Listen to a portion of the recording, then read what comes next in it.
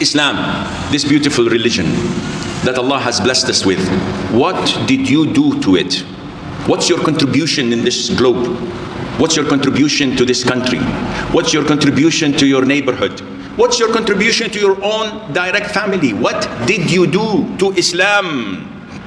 A real man is a man who would give da'wah and call to Islam and does his level best to make this religion a victorious religion, even if he is harmed by his own relatives and people. Even if it leads to his destruction, he has no worries, because at the end we want Jannah. You live 60 years, you live 100 years, your last target is Jannah. So it doesn't matter when you die. But if you live and die for the cause, you will go to Jannah. Allah Azza wa Jal says in the Quran, a believing man from Pharaoh's people who was hiding his faith argued.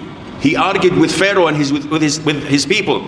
Will you kill a man only for saying my Lord is Allah, while he has in fact come to you with clear proofs from your Lord?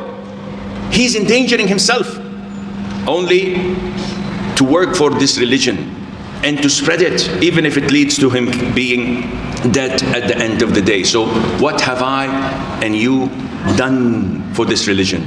أقول هذا القول وأستغفر الله لي ولكم فاستغفروه إنه هو الغفور الرحيم.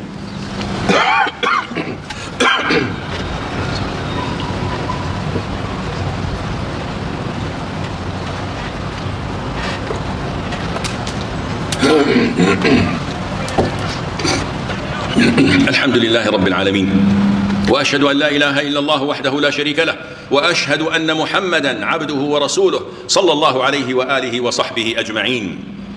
Manhood, it is a beautiful thing to have, but real men are not measured by how huge and big their bodies are or how handsome they look. Real manhood in Islam is measured by what's in your heart. If it's filled with Iman, if it's filled with commitment to Islam. Ali ibn Abi Talib, may Allah be pleased with him, he says once the Prophet ﷺ ordered Abdullah ibn Mas'ud to climb up a tree and fetch him something. So he did. And the moment he was on top of the tree, the companions fell on their backs laughing. So the Prophet ﷺ, why are you laughing? And Abdullah ibn Mas'ud was a very, very thin, skinny man, very small in size. And they said, "O Prophet of Allah, look at how thin his legs are. They're like a miswak. So funny." The Prophet said, "By Allah, his thin legs are heavier at the scale with Allah than Mount Uhud." This is how we look at people and label them and identify them. Not how big they are, rather what's in their hearts.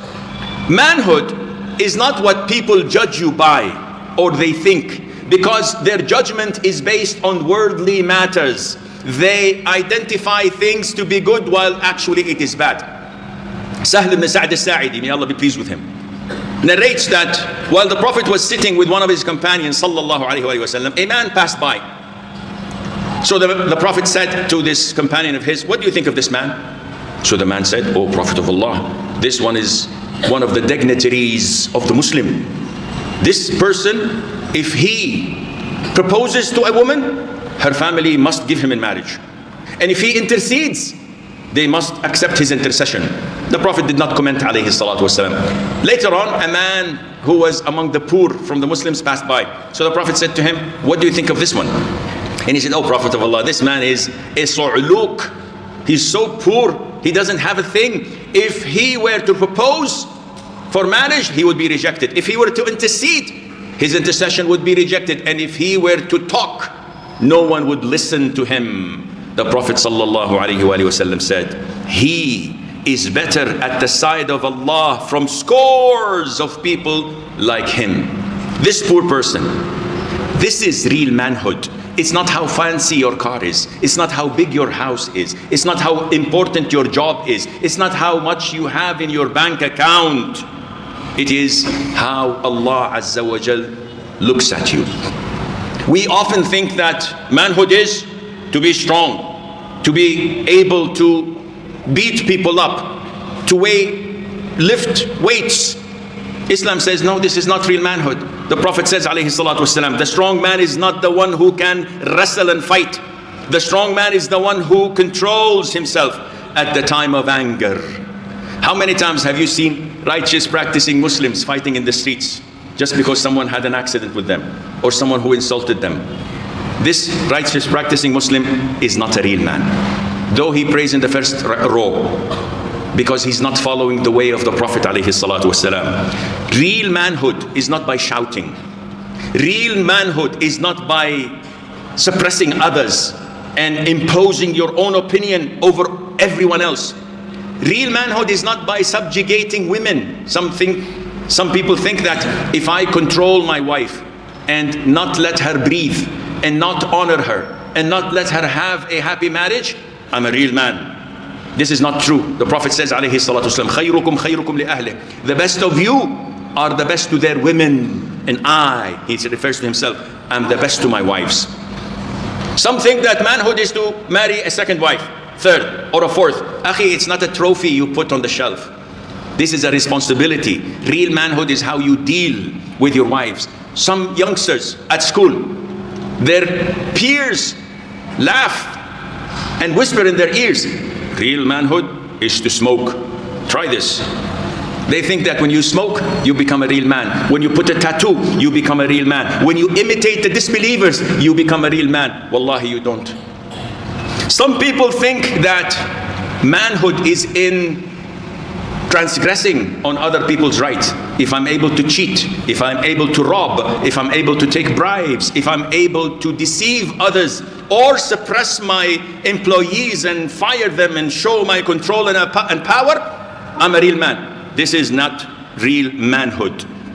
Real manhood is that Allah is pleased with you, is that you're complying with the Sunnah 24 hours, 7 days a week, in your home and outside your home, in the way you treat the rich and the poor, those of authority and those who do not have a job.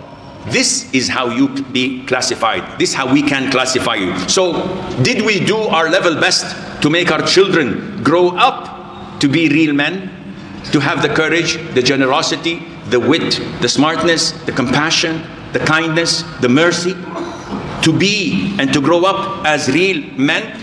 Did we choose for our own daughters for marriage real men who would honor our daughters, who would respect them, who would give them a nice and a good life?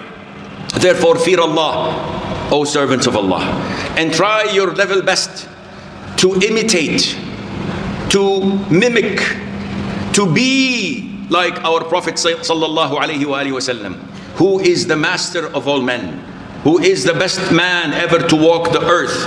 And if we do that, if we look like him, if we act like him, if we behave like him, wallahi, we will gain success in this dunya and the hereafter.